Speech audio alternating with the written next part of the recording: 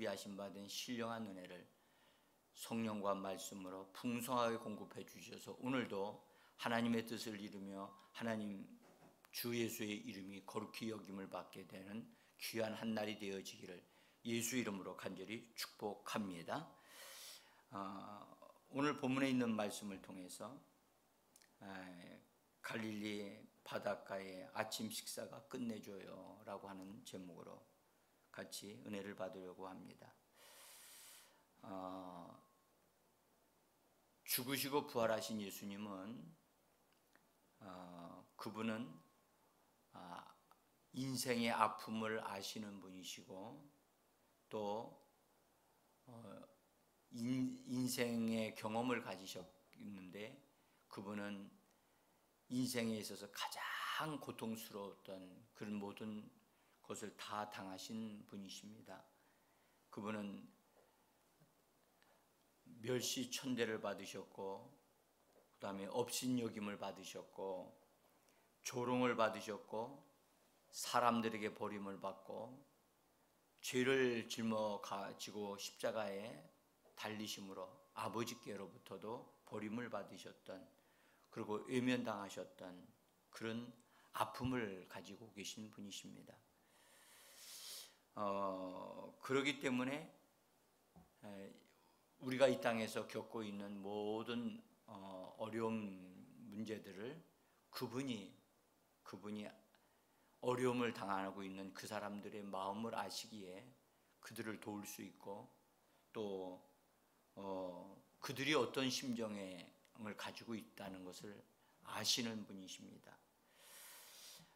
고통을 당하셨던 분으로서 고통당하는 자들의 심정을 아시고 또 그들을 도우시는 분이십니다.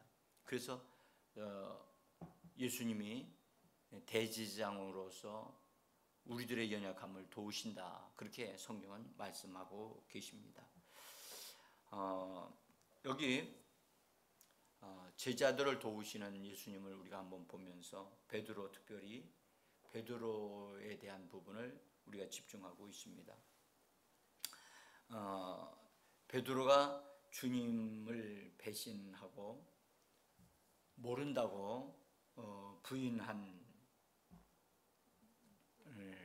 할 때에 예수님이 안타까워하는 마음으로 베드로를 쳐다보셨다고 하는 사실을 성경은 기록을 합니다.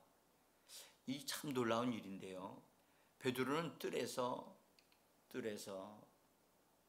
그 문을 지키는 여자가 있는데 거기에 사람들이 불을 놓고 앉아서 또 이렇게 서서 그 불을 쬐면서 이런 얘기 저런 얘기 하고 있는 중에 베드로가 거기 끼었다가 그 여인이 베드로를 보고 당신도 갈릴리 사람이다 등등의 그 말을 하면서 할 때에 베드로가 예수님을 부인하는 그 자리에 정말 성경은 이렇게 기록하고 있습니다. 누가복음 22장 61절에 주께서 돌이켜 베드로를 보시니 베드로가 주의 말씀 곧 오늘 닭 울기 전에 네가 3번 나를 부인하리라 하심이 생각나서 밖에 나가서 심히 통곡하니라.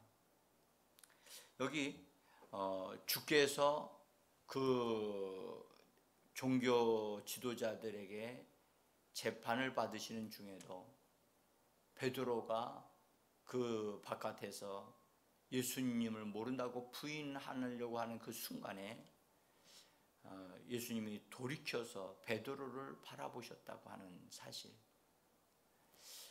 이건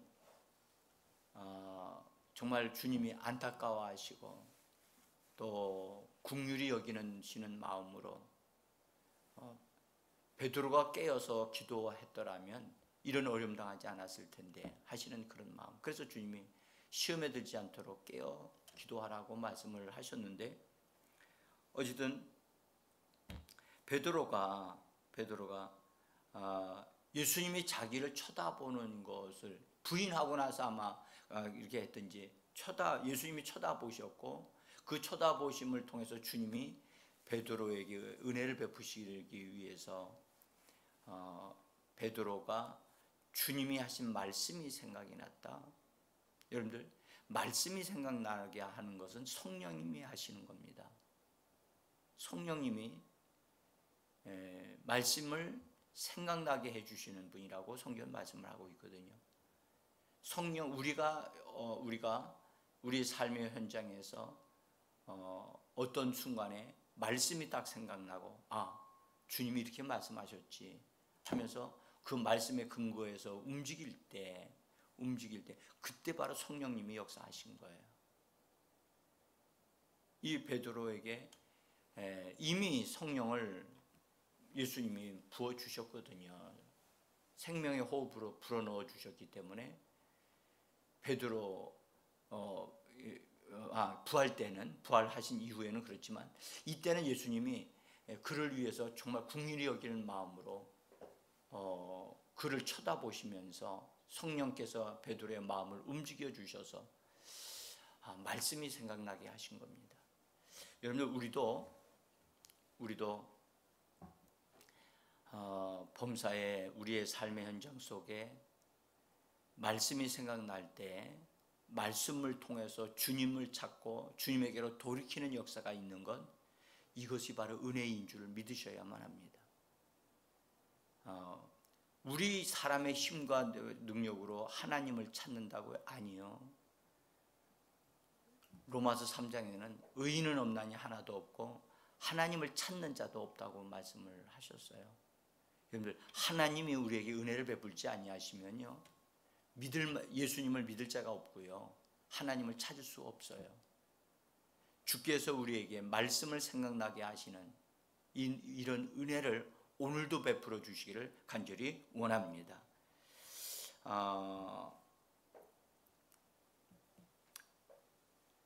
이 베드로가 갈릴리 바다에서 부활하신 예수님이 그물을 오른편에 던지라 라고 말씀하심을 통해서 그물을 던졌을 때 정말로 그물을 끌어당길 수 없을 만큼의 고기가 잡혔어요. 그걸 통해서 기적을 경험하면서 사도 요한이 주님이시다라고 말을 할 때 베드로가 놀라고, 그래서 주님에게로 가기 위해서 겉옷을 입고 바다에 빠져서 물을 허우적거리면서 주님에게로 나가고 있는 베드로를 바라보면서요, 베드로가 예수님 해변가에 계신 예수님에게로 나아가고 또 그 주님에게로 달려가는 그 모습을 바라보면서 저는 물에 다 빠져가지고 물이 다 젖어서 젖은 옷을 입고 예수님 앞에 가고 있는 그 베드로를 보면서 저는 돌아오는 탕자의 모습을 보았어요. 여러분들, 베드로가 고기 잡는 것도 실패했죠. 자기식으로 했다가 안 됐죠. 또 예수님 3번 부인한 상태에서 예수님 정말 뵙기에도 정말 죄송스러운 그런 상태에 있었죠. 지금 현재 이런 베드로를 예수님이 기다리고 계신다는 것, 집 밖에서 집 나간 탕자 아들을 기다리는 그 아버지의 심정을 느끼게 하는 그런 부분이라고 저는 봅니다. 주께서 돌아오는 베드로를 바라보시고 또 그를 영접해 주시는 그 모습을 보면서 이미 예수님이 베드로를 용서하셨고 또 베드로를 부활하신 상태에서 또 몇 번 같이 만남을 통해서 베드로가 일어나기를, 또 그의 심령이 주님에게로 열려지기를 주님은 참고 기다리셨던 것 같아요. 베드로가 물에 빠져서 물이 뚝뚝 떨어지는 옷을 입고 예수님 앞에 서 있는 모습을 바라보면서 예수님은 어떤 베드로의 이게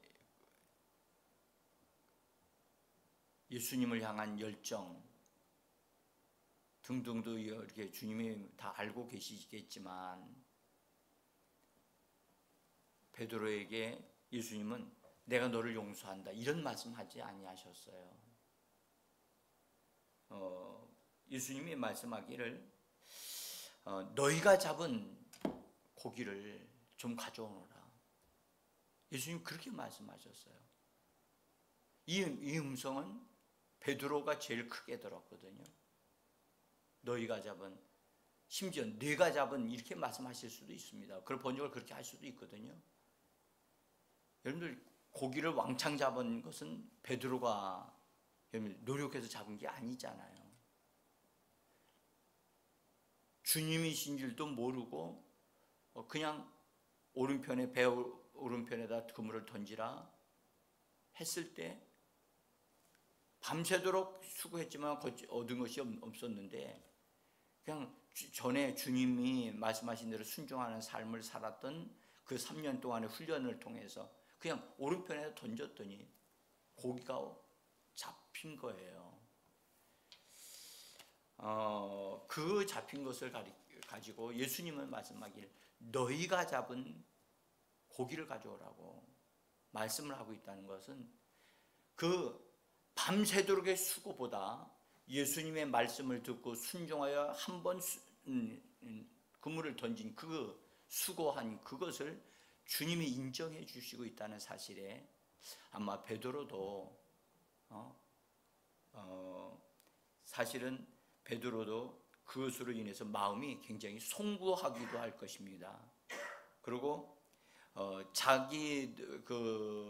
자기의 수고함과 제자들의 수고함을 통해 고기를 잡은 것을 주님이 인정해 주시고 있다는 것에 대해서 베드로가 아마 깨닫고 있지 않았겠는가 그런 생각을 합니다. 저는 여기서 뭘 보았냐면 베드로와 제자들의 새로운 시작을 하고 있다는 사실을 봅니다. 주님의 말씀, 부활하신 주님의 말씀을 듣고 그 말씀과 함께 순종하는 삶을 통해서 이 땅에서 첫 번째 거두어 드리는 많은 큰 고기를 잡았다고 하는 이 사실이 앞으로의 그들의 삶의 사역에서 주님의 말씀에 순종하여 그들이 그물을 던질 때, 말씀을 전할 때 많은 사람들이 구원을 받고 주께로 돌아오게 될 그림을 이 말씀을 통해서 베드로에게 또 제자들에게 분명하게 보여주고 계신 말씀이라고 그렇게 봅니다. 이것이 부활하신 상태에서 제자들로 하여금 부활하신 주님과 함께 일을 하는, 그래서 일한 그걸 가지고 주님이 말씀하기를 너희가 잡은 고기를 좀 가져오너라. 주님은 믿음의 사람들, 구원받은 사람들이 주님의 말씀에 순종하여 그것으로 나온 결과물을 받으시기를 원하시는 분이십니다. 오늘도 우리가 믿음으로 삽니다. 그리고 말씀에 순종하여 어떤 일들을 이룰 때 그것을 통해서 하나님이, 우리 주님이 영광을 받으실 줄을 믿습니다. 오늘도 우리에게도 말씀합니다. 너희가 말씀에 순종한 그것을 가지고 오너라. 말씀에 순종하여 되어진 그것을 좀 가져오너라. 우리에게도 그런 말씀을 하시리라고 봅니다. 우리 주님은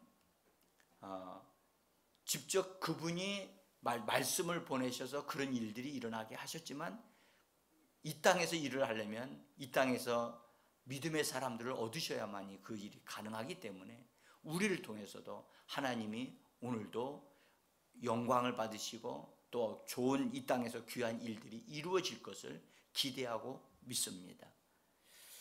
자, 베드로가 주님의 말씀을 듣고 너희가 잡은 고기를 가져오라 하니까 고기를 가질러 그가 다시 배 있는 데로 가서 다른 제자들과 함께 그물을 끌어서 육지로 올렸어요.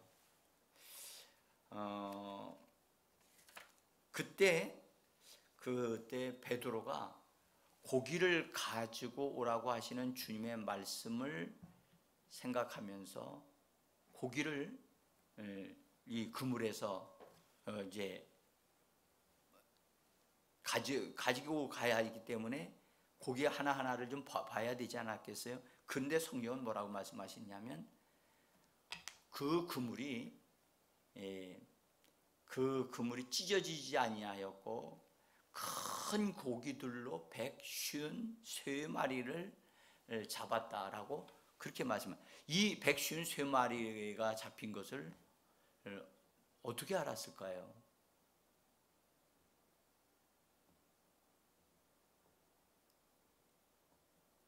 분명한 것은 베드로가 그 고기들을 확인하고 또 큰 고기들만 그것도 있다는 사실을 보면서 거기서 기적을 경험했다고 봅니다. 여러분들 그물을 던졌을 때요. 그물 던졌을 때 고기가 잡히는 걸 보면 큰 고기만 잡히는 게 아니거든요. 작은 고기도 잡힌다고요. 근데 이번에 이 그물은 놀랍게도 큰 고기만 잡혔다는 거예요. 이게 기적 아닙니까? 어떻게 큰 고기만 잡힙니까? 작은 고기도 잡히고 고기도요 여러 종류가 있을 텐데 여러 종류가 잡힐 텐데 어쨌든 이 베드로 고기요. 베드로.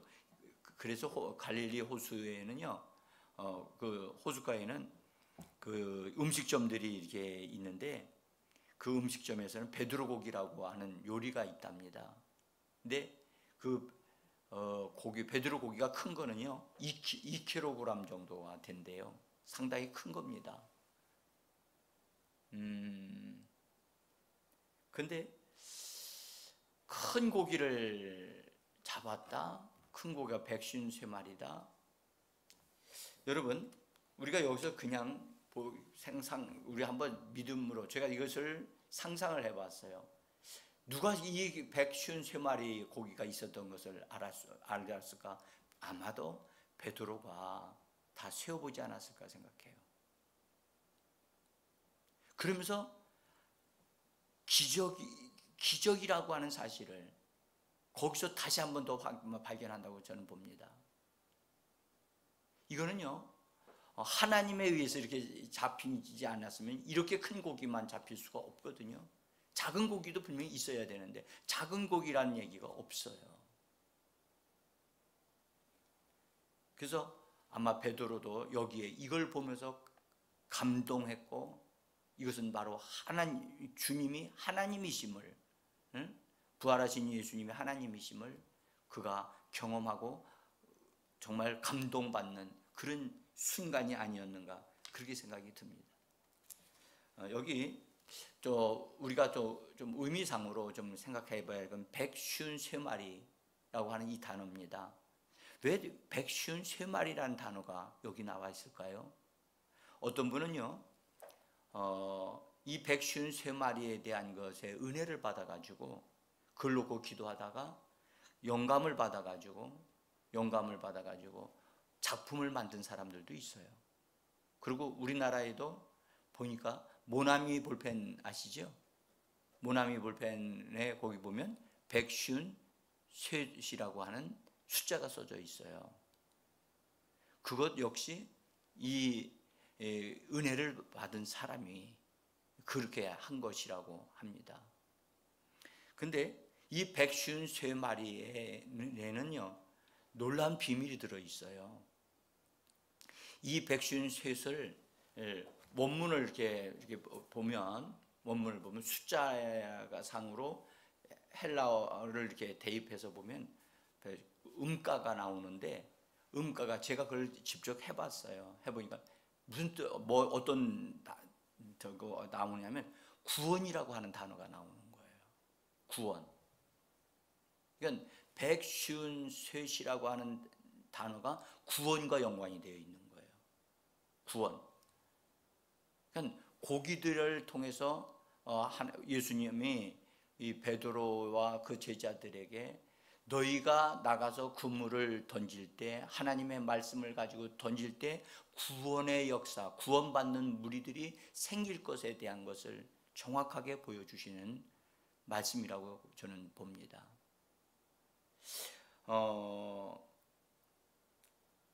153마리가 큰 고기가 되어져 있다. 제가 부름을 받을 때 제가 환상도 보기도 하고 꿈을 통해서도 하나님이 보여주시기도 하고 그러셨는데요. 꿈에 어떤 이게 냇가가 있는데, 냇가에 물이 흐르고 있는데 엄청나게 큰 고기들, 그 다음에 작은 고기들도 있더라고요. 제가 볼 때 큰 고기들, 작은 고기들, 많은 고기들이 있어서 제가 그것을 잡는 것을 꿈을 꾼 적이 있어요. 근데 여기서는 큰 고기만 153마리다. 저는 이 생각에, 그런 생각을, 이 말씀을 묵상하면서 제자들 또 베드로를 통해서 구원받은 사람들 가운데, 그 많은 사람들이 구원을 받았겠지요. 받은 사람들 가운데 큰 사람들, 구원받아서 하나님의 은혜를 크게 덧입어서 큰 역사를 이루는 사람들이 153명만 나와도, 한 사람을 통해서 그렇게만 나와도 큰 일을 하는 사람이 아니게, 큰 일을 한 것이 아니겠는가, 그런 생각을 해보기도 합니다. 여러분을 통해서 구원받는 사람들의 숫자가 이렇게 153마리의 물고기를 얻듯이 이렇게 많은 영혼들이 구원받는 역사가 일어나기를 예수 이름으로 간절히 축복합니다. 자, 베드로가 이 고기를 카운트하면서 여러분들 속으로 무슨 말을 했을 것 같습니까? 나는 베드로가 감동하면서 여러 가지 어떤 것들을 한번 생각을 해봅니다. 아마도 이런 생각 하지 않았을까요? 밤이 새도록 우리가 수고를 했지만 얻은 것이 없었는데, 주님의 말씀에 순종해서 단 한 번 그물을 던졌는데 이렇게 많은, 밤새도록 잡은 고기보다 더 많은 이런 물고기를 잡았다. 나에게 필요한 것은, 나의 삶에 필요한 모든 것은 주님의 말씀이면 해결되어진다 라고 하는 이 사실을 아마 베드로가 깨닫고 무엇인가를 말하지 않았을까, 그런 생각을 해봅니다. 그래서요, 저는 그렇게 생각합니다. 여러분, 우리의 노력도 필요하지만 여러분들, 주님의 말씀이 더 우선이고 주님의 말씀이 있게 되어지면 하나님의 역사는 일어난다는 것을 우리는 발견할 수가 있어요. 여러분, 우리가 노력한다고 해서 다 얻어지는 거 아닙니다. 주님이 말씀을 주셨을 때, 말씀에 순종하여 행할 때 거기에 풍성한 결실이 있게 되어지는 것입니다. 이제 예수님이 너희가 잡은 고기 가져오라 하시면서 제자들이 주님에게로 해변가로 모였습니다. 주님이 초청을 합니다. 와서 조반을 먹으라. 조반을 먹어라. 주님이 상을 차려놓으신 거지요. 저는 이 상을 상상을 한번 해보면서, 여러분들 지금 고기 배에 탄 사람들이 어쨌든 7명입니다. 7명의 남자들이 식사를, 아침을 먹을 수 있도록 하려면 떡이 얼마만큼 있어야 되겠는가, 또 고기가 얼마만큼 있어야 되겠는가를 여러분 한번 생각을 해보시기를 바랍니다. 예수님이 준비하셨을 때 조금 준비하셨을까요? 저는 그렇게 생각하지 않습니다. 아마 그들에게 먹고 남을 정도로 준비하셨다고 저는 봅니다. 주님이 베풀어 주시는 아침 식탁 풍성하였단 말이죠. 풍성했다. 그런데요, 여러분들 한번 이런 생각해 보셨습니까? 제자들이요, 고기를 아침까지 한 마리도 못 잡았을 때 아침 먹을 거라고 생각을 했을까요? 전혀 생각을 못 했겠죠. 더구나 해변가에서 이런 식탁을 맞이하리라고 전혀 예상을 못 했겠죠. 그런데 주님이 계시면 주님이 준비하게 하셔서 이렇게 베풀어 주실 수 있다는 사실에 여러분 우리 감동하지 않습니까? 오늘도 우리 주님은 우리에게 우리가 뜻하지 않는 아름다운 것을 예비하고 있음을 믿으셔야만 합니다. 네?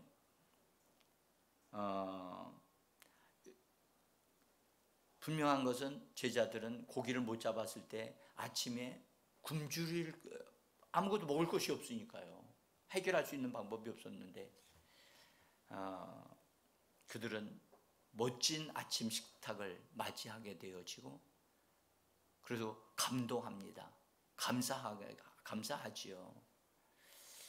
주님이 주신 겁니다. 여러분들 주님이 주신 것은 여러분들 이거에 주님은 그물도 없어요. 근데 어디서 이 생선과 떡을 마련한 것일까요? 주님으로부터 나온 거거든요. 여러분들 제자들인 우리들이 여러분들 우리들에게 필요한 것은 주님으로부터 나온 것이 우리에게 필요한 줄을 믿습니다. 주님은 부활의 주님이십니다. 부활 속에 속한 바 된 그것을 우리는 얻어 누려야만 됩니다. 그런데요, 여러분들 여기서 우리만 얻어 누리는 걸 보시면 안 됩니다. 주님도 얻어 누리고 계시다는 것을 보셔야 돼요.